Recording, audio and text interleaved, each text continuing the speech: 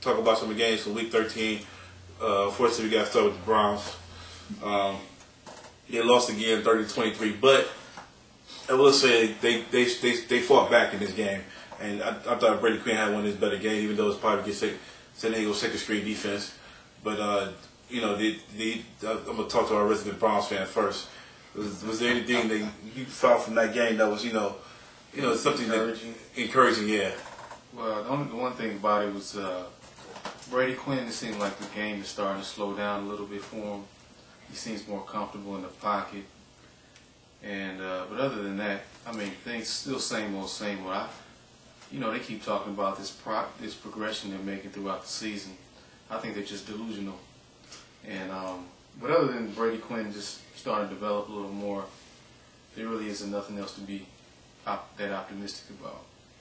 Well, one good thing about the game is Brady Quinn, all of his completions were to people on his own team. He had no interceptions in the game, so that's a good thing. Did he complete any passes past 20 yards though? That's a good question. Okay, well, all right. You got anything to add, Lawrence? Did you see the game or? No, I didn't watch it, but okay. The Browns, they can't. You got Sean Rogers out, you got Bradley Poole out. It's like you gotta keep teams under 30. Shoot, you gotta try to keep teams under 20 if possible, because you got your best defensive player out of the game, out for the season now. So did we learn anything about the Chargers from this game? That they're about the 9-3 record is a legit 9-3, or they just get beat up a bunch of bad teams. So they've won 7 in a row now, but in my opinion, they haven't played anybody though in the 7 games. The only good team they played was Denver. Yeah, Mm-hmm. and Denver was struggling then when they played them. It's the AFC. They're beating up on a lot of bad teams. I mean, a lot of AFC teams are looking very suspect this year. So you think the AFC is weaker than the NFC? it's not so much weaker, I would say. I don't think so. It's just maybe the basic teams, yeah. But at the top, 10 or 12 teams is more parity there. But at the bottom is just it's just really the bottom. Yeah, that's true. If you look at it that way. All right, the next game we got to talk about the Steelers. They got their 4th straight loss. They allowed what's his name, Bruce Gakowski, whatever his name is. Gakowski, They made him look like Ken Stabler in that game. They gave up 3 touchdowns in the 4th quarter. That's never heard of from the Steelers defense. And not only that, but I don't even know what to say. I'm amazed they lost to the Raiders. They lost to the Chiefs. But I told you they were going to lose the rest of the games. You did say that, but Toledo represents. And I picked them to win out. I picked them to win out, and they already disappointed me there. Well, you gotta give Oakland a little bit of credit because they beat Cincinnati. Yeah. And did they play the Browns yet? No, they're playing coming up. All right. They played Thursday night. Yeah, it's Thursday night game. Are you serious? Yeah, took 2 days. No, they played Steelers. I'm talking about Oakland. Oh, Oakland. The Oakland played. Yeah, because at one time during the season, we thought Oakland would be the game that they could win, but I never thought now I never thought that. Well, I don't know. It's like a lot of people, like in general, people thought Oakland would be a game that the Browns could win, but now Jamarcus Russell ain't playing, so Well, they probably still win because if Bruce Gakowski get hurt, they'll put Jamarcus Russell back in there. Just hurt Gakowski. No, they won't. They'll put in Charlie Fry. Akron represent. Oh, yeah. we know he wants some payback. That would be funny. Yeah. But it's amazing though how big a difference a quarterback is having a pretty much garbage quarterback to a below average quarterback. How much difference that makes? Can you imagine if he was, if it was a below average to a good quarterback? Yeah. It's just amazing how much the difference that makes. But let's get back on the Steelers though. It's obvious that absence of Polamalu is. I mean, it amazes me how one player controls, settles the whole tone for the whole defense. Because those pass plays that he was giving up, and he got through 300 yards, and most of the stuff was over across the middle, and you saw everybody was just wide open all day long. The other key loss I think nobody talking about is Aaron Smith, because their run defense isn't the same either without him.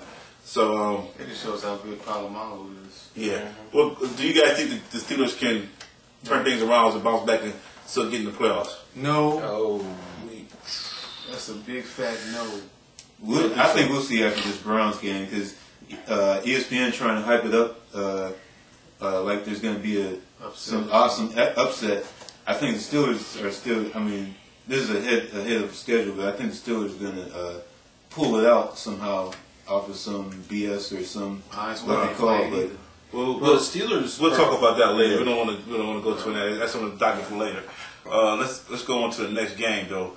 The Giants at Dallas. We talked about this earlier. It's December. It's time for the Cowboys to choke. To hibernate. Let's put it that way. Time for the Cowboys to hibernate.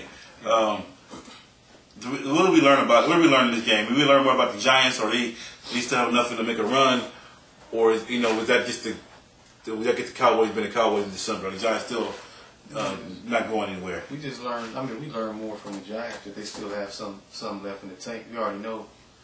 I mean, Cowboys are the Cowboys. They're gonna struggle in December. So that's pretty much known. But the Giants showed a lot of heart in this game. I don't think so. I saw the game, and to me, the Giants got dominated, and they still found a way to win. I think the Cowboys just choked it away. That Hickson punt return turned the whole game around. Because the Giants still couldn't run the football. That's their identity, and they still could not run the football. Bradshaw. Romo actually had a good game. It wasn't his fault. He threw for almost 400 yards. He didn't throw any interceptions. And once again, they start running the football. They just feel like they just found a way to lose. I mean, I still don't know how a team dominated the game the way they did and still lost. I just don't. It's mind-boggling to me. Jason Garrett. So why would you stop? I mean, why would you not run all damn day with those running backs? That's the Giants' Achilles heel, especially with Pierce out and they small D line. I don't get it. But it wasn't like Romo had a bad game. You can't blame it on Romo this time. If anything, you blame it on Wade Phillips. I mean, it's not Wade Phillips' fault. It's Jason Garrett's fault. It's like everything. But who instructs Jason Garrett? Wade Phillips ain't got to give Jason Garrett that power to do it. Jason Garrett. I mean, Wade Phillips has been usurped. Remember, Jerry Jones basically emasculated Wade Phillips. Wade Phillips has no power. It's like he takes all the blame, but he gets none of the accolades for any of their success. What success? Well, yeah, true that. Or lack of abject failure. At least they're not the Redskins. Wesley. Speaking of Redskins, next game, Saints and Redskins. Saints once again seem to play down to their competition. They got up big from New England and beat the mess out of them, and then they struggled with the Redskins all day. Other than that Buffalo game, week 1, this may have been the biggest choke job I ever seen. I don't know the kicker's name, but Sean Sweezum from Bowling Green State University. Basically, he missed the extra point, which would have put the Saints away. Mm-hmm. And then who was that had the interception and let Meacham pretty much? Oh, excuse my language. I think it's Kareem Moore. Excuse my language, but he let Meacham pretty much bitch him for the ball, and he ran it back the other way. Yeah. And whoever had Bobby Meacham in fantasy leagues made a killing off that, because that's a forced fumble return, and a touchdown. Oh, of course, yeah. On an offensive play. Okay, but what did we learn about the Saints? Because this is their year. You still think they're going to be undefeated, or they just don't give up? Well, no matter how lucky the Saints are in the regular season, I don't think it'll carry over to the playoffs. But because they're the Saints, but they've had an amazing run. I'm still concerned with that secondary because all them injuries, and then you let I never read so bad. Jason Campbell. Jason Campbell, he hasn't had a decent game since last year. You let him throw for almost 350 on you. I mean, and the Redskins' offense has been puke all season. Well, New Orleans had 40 defensive starters, right? They've been having 40 this first all year. That's what I'm just saying. You just adding to my point. How long they gonna be able to win like that? Well, yeah, with the fact that they're winning like that is amazing, though. I mean, it builds a winning culture. The one thing I noticed is like all cylinders are firing at some point. You know what I'm saying? And they pick each other up. When special teams ain't working, offense works. When the offense ain't working, the defense picks up. So it's like they pick each other up. It's like I said every game. It's their year this year. They're gonna go undefeated. All right. Well.